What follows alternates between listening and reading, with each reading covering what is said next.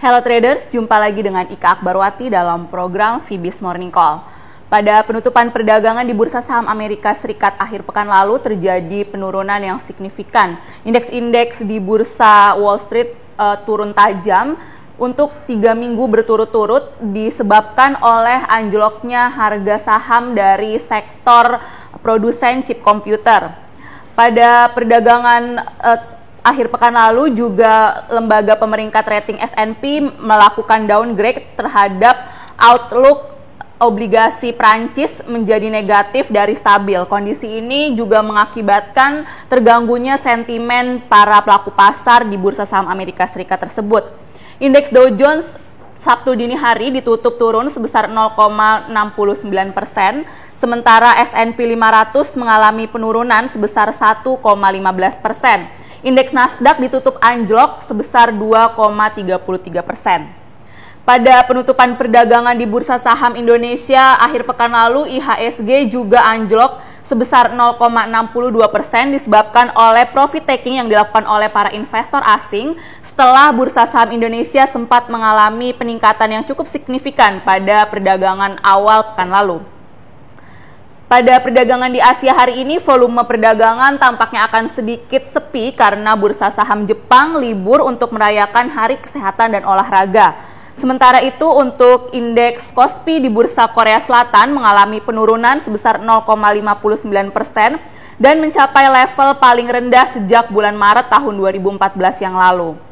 Kondisi sentimen negatif yang berada di bursa saham Korea Selatan ini disebabkan oleh anjloknya saham-saham yang berafiliasi dengan Samsung.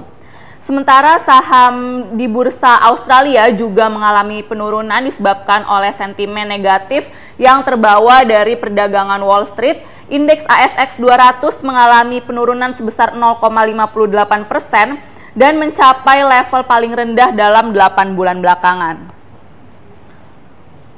Dari pasar komoditas, harga emas mengalami kenaikan signifikan pada perdagangan hari ini. Harga emas melonjak sebesar 0,74% disebabkan oleh IMF yang kembali menurunkan proyeksi pertumbuhan ekonomi global, sehingga para pelaku pasar kembali berlomba-lomba mengoleksi investasi safe haven seperti emas.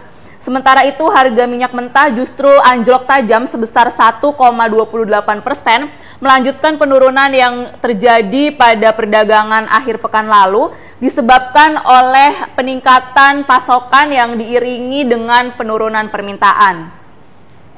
Dari pasar falas, nilai tukar dolar Amerika Serikat pada perdagangan hari ini cenderung mengalami penurunan. Terpantau euro mengalami kenaikan sebesar 0,11%, euro mengalami rebound setelah selama 2 sesi sebelumnya mengalami penurunan. Sementara itu, yen Jepang mengalami kenaikan signifikan sebesar 0,36% dan mencapai level paling tinggi dalam 3 pekan belakangan, disebabkan oleh tingginya permintaan terhadap mata uang safe haven.